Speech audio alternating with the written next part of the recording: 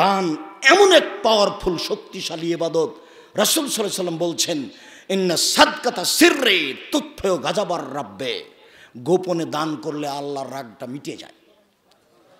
রাসূল সাল্লাল্লাহু আলাইহি সাল্লাম বলছেন ইন্না সাদকাতা লা তুতফিউ হাররাল কবরে, দান কবরের শাস্তিকে বন্ধ করে দেয়।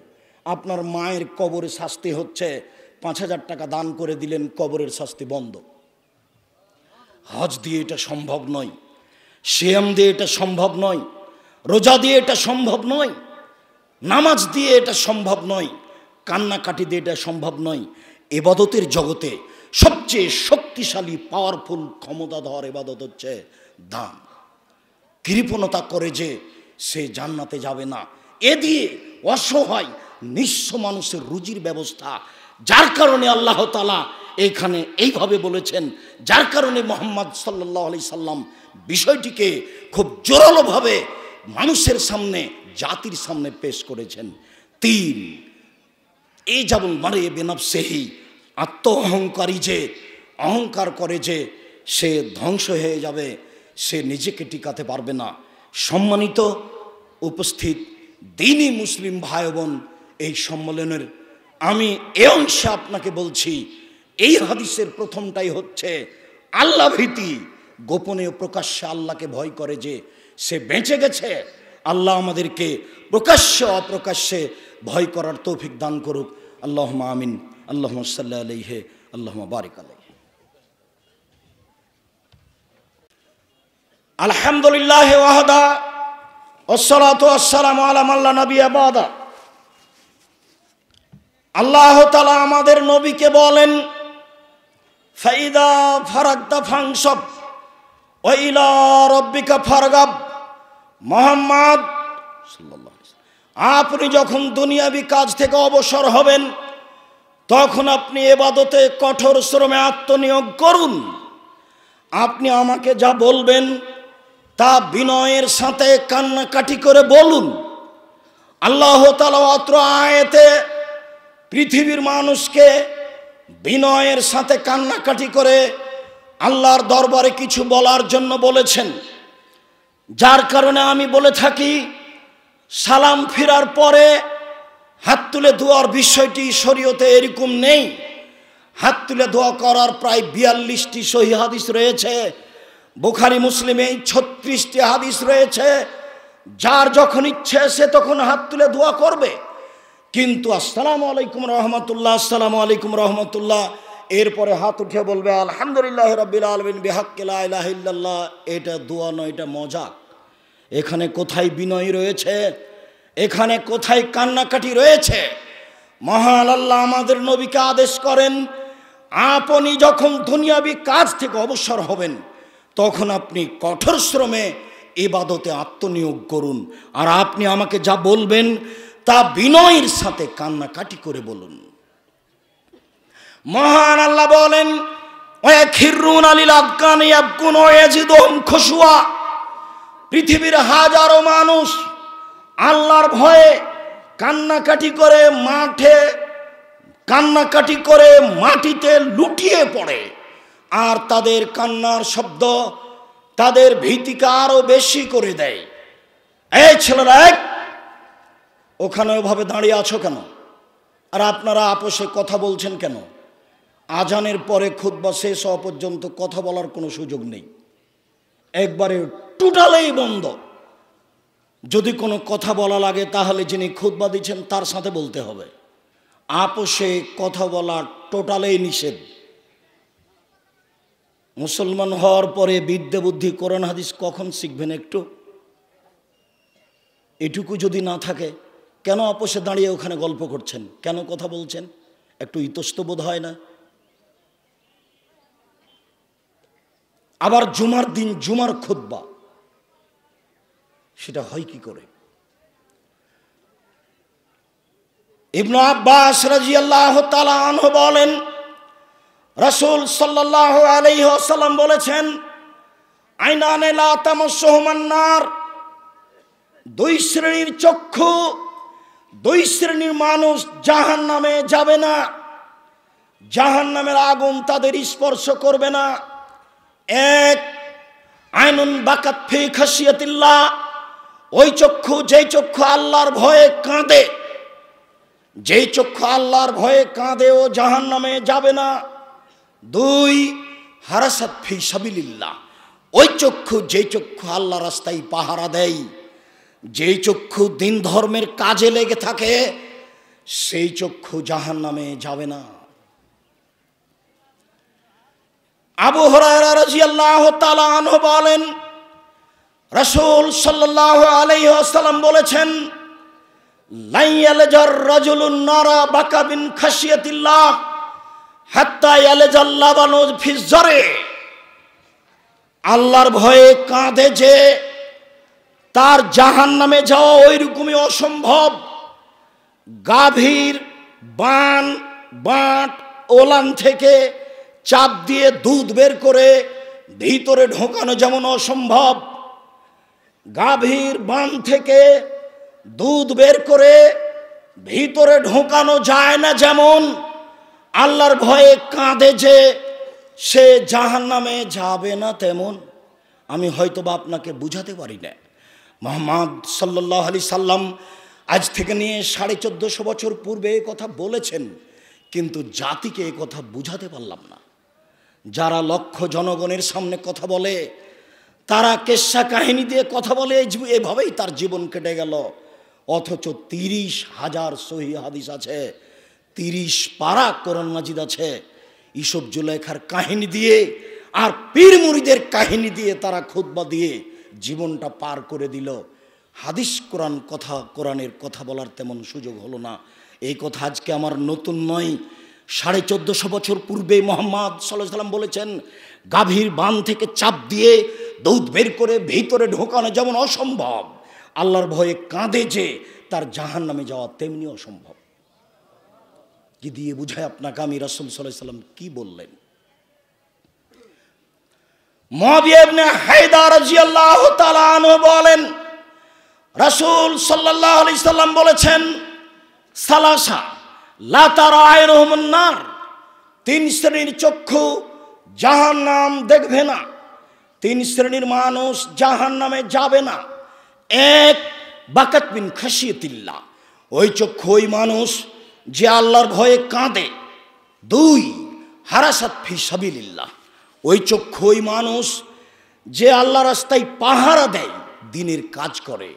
3, ওই চক্ষু ওই মানুষ গাজাতান মাহারিমিল্লাহ, অপর নারীকে দেখে যেই চক্ষু নিচু করে, বেগানা নারীকে দেখে যেই চক্ষু নিচু করে, এই ব্যক্তি এই মানুষ জাহান্নামে যাবে না। এ কথা মুহাম্মদ সাল্লাল্লাহু আলাইহি সাল্লাম বলেন। এটা কাজ খুব জটিল, এটা সহজ নয়। উবাদা ইবনে সামিত রাদিয়াল্লাহু তাআলা আনহু বলেন, রাসূল সাল্লাল্লাহু আলাইহি সাল্লাম বলেছেন, ইজবানুলি সিত্তান মিন আনফুসিকুম আজমালাকুল জান্নাহ, পৃথিবীর মানুষ তোমরা 6টা জিনিসের জিম্মেদারি নাও। আমি মুহাম্মদ সাল্লাল্লাহু আলাইহি সাল্লাম তোমাদেরকে জান্নাতে নিয়ে যাওয়ার জিম্মেদারি নিলাম। কিভাবে আমি জান্নাতে নিয়ে যাব সেটা আমার ব্যাপার, তবে তোমরা 6টা কাজ করো। 1, উসদুকু ইযা হাদ্দাসতুম, কথা বললে সত্য কথা বলো। 2, আউফু ইযা ওয়াদতুম, মানুষের সাথে ওয়াদা করলে পূর্ণ করো। 3, ওয়াদ্দু ইযা উতুমিনতুম, আমানত রাখা হলে, মাদ্রাসার মসজিদের টাকা তোমার কাছে রাখা হলে, জনগণের টাকা তোমার কাছে রাখা থাকলে সময়ে তা দিয়ে দাও। কিভাবে জান্নাতে নিয়ে যেতে হবে সেটা আমার ব্যাপার। 4, আহফাজু ফরুজাকুম, জেনায় লিপ্ত হয়েও না, কিভাবে জান্নাতে নিয়ে যেতে হবে সেটা আমার ব্যাপার। 5, গুজ্জু আবসারাকুম, অপর নারীকে দেখে চক্ষু নিচু করো, বেগানা নারীকে দেখে চক্ষু নিচু করো। কিভাবে জান্নাতে নিয়ে যেতে হবে সেটা আমার ব্যাপার, আমি দেখে নিব বিচারের মাঠে জান্নাতে নিয়ে যাওয়ার বিষয়টি। 6, কুফু আইদিয়াকুম, নত হয়ে চলো, ক্ষমতা দেখায়ও না, দাম্ভিকতা দেখায়ও না, অর্থের ক্ষমতা দেখায়ও না, জনগণের সামনে যে দায়িত্ব পেয়েছো দায়িত্বর ক্ষমতা দেখায়ও না, দাম্ভিকতা দেখায়ও না, নত হয়ে চলো। কিভাবে জান্নাতে নিয়ে যেতে হবে সেটা আমার ব্যাপার, আমি নিয়ে যাব। এই 6টির একটি বললেন, তোমরা বেগানা নারীকে দেখে চক্ষু নিচু করো, আমি তোমাদেরকে জান্নাতে নিয়ে যাওয়ার জিম্মেদারি নিলাম। অন্য হাদিসে জাবের রাদিয়াল্লাহু তাআলা আনহু বলছেন, সালাতু রাসূলুল্লাহ সাল্লাল্লাহু আলাইহি ওয়াসাল্লাম নাজরাতিল ফাজাতে, আল্লাহর নবী হঠাৎ যদি কোনো নারীর উপরে চোখ পড়ে যায় তাহলে কি করবে, এটা জিজ্ঞাসা। আল্লাহর নবী হঠাৎ যদি কোনো মহিলার উপরে চোখ পড়ে যায় তাহলে কি করব, তখন তিনি বলছেন আমার আনি, তিনি আমাকে আদেশ করলেন আন আশরেফা বাসারি, যে আমার চোখটা আমি ফিরিয়ে নিব। চোখ পড়তেই পারে, চোখ পড়লে কি করব, তিনি আমাকে আদেশ করলেন যে চোখটা ফিরিয়ে নিব। এটা রাসূল সাল্লাল্লাহু আলাইহি সাল্লামের আদেশ। আর আপনি একজন পরহেজগার মানুষ, মাথায় টুপি দিয়ে থাকেন, হজ করে এসেছেন, টিভিটা সুন্দর করে চালু করে, দুনিয়াতে দুটা পাপ আছে মানুষ না করে, এই পাপই আশ্চর্য পাপ। তার একটা হচ্ছে কেউ যদি কাউকে বলে উকামেরোকা আসো জুয়া খেলি, জুয়া আসো জুয়া খেলি, খেলেইনি খালি বলেছে আসো খেলি, তাহলে 10 জন ফকিরকে 100 কেজি করে চাউল দিতে হবে কাফারা। বললো কেন? বলাই অপরাধ, আশ্চর্য পাপ। কেউ যদি কাউকে বলে আসো জুয়া খেলি, খেলেইনি খালি বলেছে আসো খেলি, তাহলে 10 জন ফকিরকে 100 কেজি করে 12.5 কেজি চাউল জরিমানা দিতে হবে। আরেকটা দুনিয়াতে পাপ আছে, পাপ করেইনি।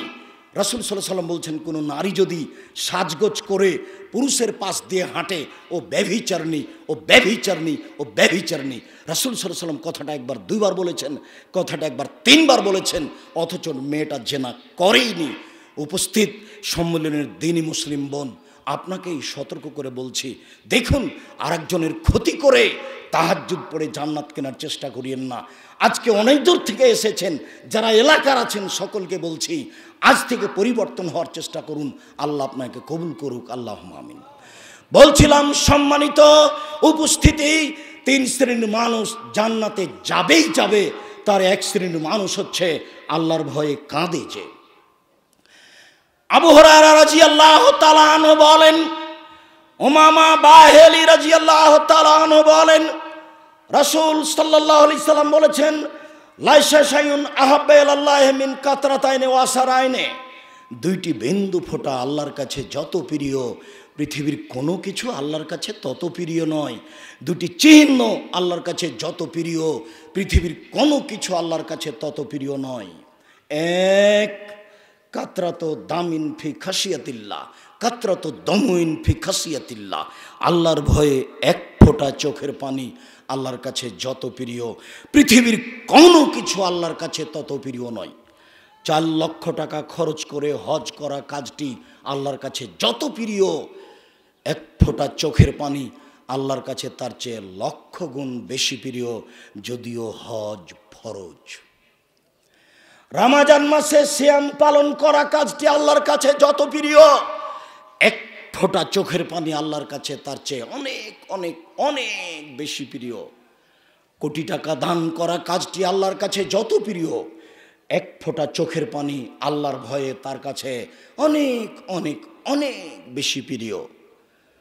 ওয়াকাতরাতু দামিন তুহরাকু ফি সাবিলিল্লাহ, ওই 1 ফোঁটা রক্ত যেটা আল্লাহর রাস্তায় বৈধভাবে প্রবাহিত করা হয়, সেই ফোঁটা আল্লাহর কাছে যত প্রিয়, পৃথিবীর কোনো কিছু আল্লাহর কাছে তত প্রিয় নয়। ওয়ামাল আসারানে, 2টি চিহ্ন দাগ, আসারুন ফি ফারি আসারাতুন ফি সাবিলিল্লাহ, দাগ আল্লাহর পথে নেমে গিয়ে কেটে যাওয়া ফেটে যাওয়া দাগ, আল্লাহর পথে নেমে গিয়ে কেটে যাওয়া ফেটে যাওয়া দাগ, এই দাগ আল্লাহর কাছে যত প্রিয়, পৃথিবীর কোনো কিছু আল্লাহর কাছে তত প্রিয় নয়। ওয়াসারুন ফারিজাতুন মিন ফারাইজিল্লাহ, ইবাদত করতে করতে বসে বসে তাসবিহ তাহলিল জিকির আজকার করতে করতে সিজদায় থেকে গিয়ে কপালের দাগ, এই পায়ের টাকনোর দাগ, এই সব দাগ আল্লাহর কাছে যত প্রিয়, পৃথিবীর কোনো কিছু আল্লাহর কাছে তত প্রিয় নয়। সবচেয়ে বেশি প্রিয় 4টা কাজ, 1 নম্বরে যেটা আছে সেটা সবচেয়ে সহজ, সেটা হলো 1 ফোঁটা চোখের পানি। আবু হুরায়রা রাদিয়াল্লাহু তাআলা আনহু বলেন, রাসূল সাল্লাল্লাহু আলাইহি সাল্লাম বলেছেন, সাবাতুন ইযিল্লুহুমুল্লাহু তাআলা ফি জিল্লিহি ইয়াওমা লা জিল্লা ইল্লা জিল্লুহু, বিচারের মাঠে 7 শ্রেণীর মানুষ বিশেষ ছায়াতলে থাকবে। যেদিন সূর্য মানুষের মাথার উপরে 1 মাইল উপরে থাকবে, অর্ধহাত কথাটি মিথ্যে, 1 মাইল কথাটি সত্য, বুখারী মুসলিমের হাদিস। যেদিন সূর্যকে আবার টেনে নিয়ে আসা হবে, বিচারের মাঠে মানুষের মাথার 1 মাইল উপরে থাকবে, ওই সময়তে মানুষ থাকবে ঘামের মধ্যে। কারো ঘাম হবে টাকনো পর্যন্ত, কারো ঘাম হবে হাঁটু পর্যন্ত, কারো ঘাম হবে কোমর পর্যন্ত, কারো ঘাম হবে নাক পর্যন্ত, কেউ ঘামে সাঁতার দিতে থাকবে। ওই সময়ে 7 শ্রেণীর মানুষ বিশেষ ছায়াতলে থাকবে। তার 1 শ্রেণীর মানুষ ইমামুন আদেল, ন্যায়পরায়ণ নেতা, ন্যায়পরায়ণ দায়িত্বশীল, যেই দায়িত্ব পালন করে ন্যায় নিষ্ঠার সাথে। এই 1 নম্বরে রয়েছে ন্যায়পরায়ণ নেতৃত্ব যে কত গুরুত্বপূর্ণ বিষয়, তা আপনাকে আমি কি দিয়ে বুঝাই। আবু জার গেফারি বলছেন, আল্লাহ নবী আমাকে একটু এলাকার নেতা করে দেন তো। তখন আল্লাহ রসুল বলছেন, আরে আবু জার গেফারি তুমি করেছো কি? আরে তুমি দুর্বল মানুষ, আর নেতৃত্ব হচ্ছে শক্তিশালী কঠিন মানুষ, এটা করবে উমার, তুমি কেন? রাসূল সাল্লাল্লাহু আলাইহি ওয়াসাল্লাম বলছেন, যাকে 2 জনের দায়িত্বশীল করা হয়েছে তাকে ছুরিবিহীন জবে করে দেওয়া হয়েছে। মানে 2 জনের দায়িত্ব পালন করলেই ছুরিবিহীন জবে করা হয়, এটা কি কথা? দায়িত্ব খুব কঠিন জিনিস। হকভাবে চালাতে গেলে দুনিয়া টিকে না, আর নাহকভাবে চালাতে গেলে পরকাল টিকে না, কোনোটাই সহজ নয়। যার কারণে আল্লাহ রসুল বলছেন, যাকে 2 জনের দায়িত্বশীল করে দেওয়া হলো তাকে ছুরিবিহীন জবে করে দেওয়া হলো। দায়িত্ব বড় জটিল। যার কারণে রাসূল সাল্লাল্লাহু আলাইহি ওয়াসাল্লাম বলছেন, ন্যায়পরায়ণ দায়িত্বশীল যে, সেই থাকবে বিশেষ ছায়াতলে। 2 শাবুন নাশা ফি ইবাদাতিল্লাহ, ওই মানুষ যারা বাল্য জীবন থেকে ইবাদতে অভ্যাসী।